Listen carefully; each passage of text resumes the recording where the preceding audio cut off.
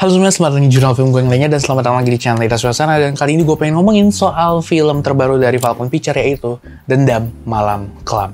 Oke, jadi film ini adalah sebuah film terbaru dari Falcon Pictures yang merupakan remake dari film Spanyol yang dirilis di tahun 2012 kalau nggak salah, dengan judul Inggrisnya yaitu The Body. Dan memang film ini udah di remake sama negara-negara lain, salah satunya Korea. Dan sekarang adalah giliran Indonesia untuk meremake film satu ini. Oke, jadi secara sinopsis film ini intinya ngisahin tentang seorang suami bernama Jeffrey, di mana si Jeffrey ini yang diperanin sama Arya Saloka melakukan kegiatan menghabisi istrinya yang dilakukan untuk menutupi perselingkuhan dia bersama dengan seorang mahasiswa bernama Sarah yang diperanin sama Davina Karamoy. Dimana di sini dia ini harus bertahan dari penyelidikan polisi yang diketuai oleh Arya. Ya, jadi polisinya namanya Arya yang diperanin sama Pak Bron Parale dari Malaysia. Setelah mayat dari si Sofia, istrinya si Jeffrey ini tadi, menghilang secara misterius dari laboratorium forensik kepolisian. Intinya gue bisa bilang sebenarnya film ini sendiri intinya punya banyak kekurangan. Tapi struktur utuh film ini sendiri menurut gue ngasih pengalaman menonton yang sengaja bisa gue nikmatin. Walaupun gue nggak tahu apakah ini adalah prestasi dari film ini atau memang karena faktor sumber aslinya yang memang sudah solid gitu. Ya tentu harusnya dia punya prestasi. Itulah kenapa dia di remake oleh banyak negara. Dan ya untungnya gue bukan orang yang tahu atau nonton film ini, sehingga ya gue nggak punya ekspektasi tertentu terhadap film adaptasi Indonesia kali ini. Sebagai film thriller, seberapa jauh film tersebut bisa mengelabui penonton, menurut gue itu adalah tugas utamanya. Dan gue bisa bilang Dendam Malam Kelam ini sendiri menurut gue berhasil mengelabui gue di taraf tertentu. Gue bisa bilang 4/5 film ini berhasil bikin gue percaya kalau misalnya Sofia, istrinya si Jeffrey ini yang bangkit dari kematian, itu menjadi mastermind dari seluruh cerita film ini. Karena ya udah di-planting juga gitu, dia yang merupakan sosok wanita superior yang kesannya tuh ketus, arogan, dan juga maniak gitu. Sehingga menurut gue intensi mereka untuk bikin karakter dia kayak gitu tuh memang pengen di-build up seolah-olah dia adalah orang yang mungkin saja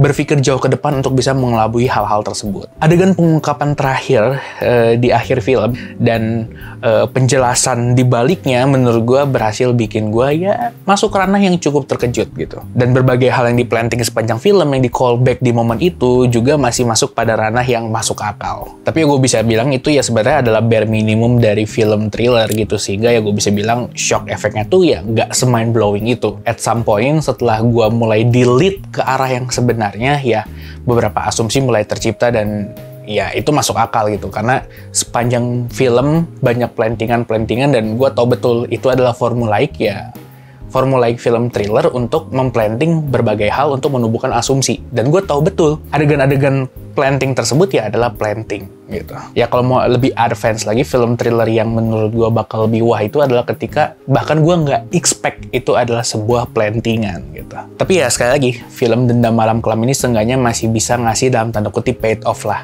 Apalagi sepanjang perjalanan filmnya gue bisa ngelihat film ini punya banyak banget kekurangan. Secara direksi gue ngerasa film ini agak canggung. Mulai dari kayak editing dan screenplay-nya ini kerasa serba kagok. Banyak gitu dialog di dalamnya yang rasanya tuh bingung gitu mau punya cara yang baku atau cara yang santai. Ya mungkin ini juga disebabkan oleh upaya mereka untuk tetap setia sama sumber aslinya gitu. Asumsinya ketika mereka pengen mengubah beberapa adegan-adegan di dalam screenplay film ini, itu bakal menyebabkan perlunya perombakan secara garis besar gitu ya. Menurut gue pastinya itu bakal jadi PR lagi dalam penulisan naskah.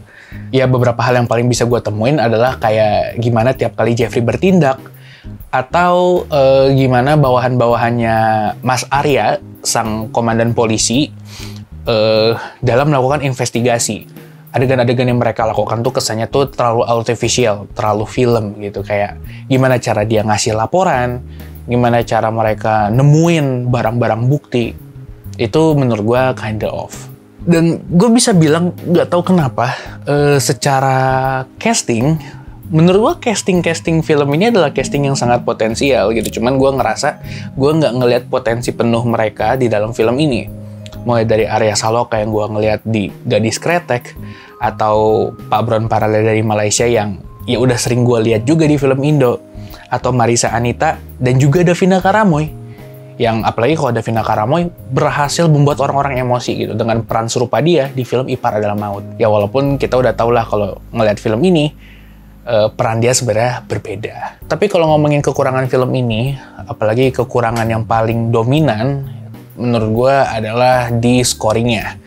Gue ngerasa gimana cara mereka masukin scoring, menata scoring di film ini itu terlalu over. Menurut gue nyaris gak ada adegan hening di film ini gitu. Hampir semua adegan di film ini pakai scoring. Dan menurut gue untuk film yang penuturannya tuh agak slow burn kayak gini, intensi mereka untuk mendapatkan ketegangan dengan scoring yang rapat itu menurut gue kurang tepat. Apalagi gue di awal film ketika harus punya PR untuk menangkap nuansa yang mereka tangkap, itu agak kurang dapet karena justru gue terdistraksi sama soundtrack yang mereka hadirkan terus-menerus. Gue nggak tahu nih emosi tiap karakternya kayak gimana. Apalagi kayak cara ngomong Arya yang di sini memang agak-agak aksen Malaysia gitu. Arya si komandan polisi ya, bukan Arya Saloka, tapi Arya karakter. Beberapa momen kayak momen perdebatan antara Arya dan juga Jeffrey itu harusnya bisa jadi momen yang intens kalau misalnya perdebatan mereka itu nggak diiringin dengan soundtrack yang repetitif. Menurut gue sendiri, adegan-adegan kayak gitu kalau misalnya dipresentasikan dengan cara yang hening, menurut gue itu bisa jauh lebih dapat. Ya mungkin itu subjektivitas gue aja yang suka melihat adegan-adegan dialog yang intens dan imersif gitu. Tapi walaupun gue bilang scoringnya itu kacau, secara teknis sebenarnya ada hal yang masih benar-benar bisa gue apresiasikan di film ini dan cukup gue nikmatin. Yaitu warna pada sinematografinya. Gue ngerasa sinematografi baik pada set ataupun color grading itu punya color palette yang konsisten dan memiliki satu tema yang sama. Menurut gue itu ngasih nuansa tersendiri dan enak aja gitu dilihat. Dan itu sudah direpresentasikan oleh gimana presentasi poster mereka untuk film ini. Dan ya memang FYI, salah satu faktor yang bikin gue pengen nonton memang adalah posternya. Sesimpel posternya. Dan selain posternya tentu saja adalah karena Davina Karamoy.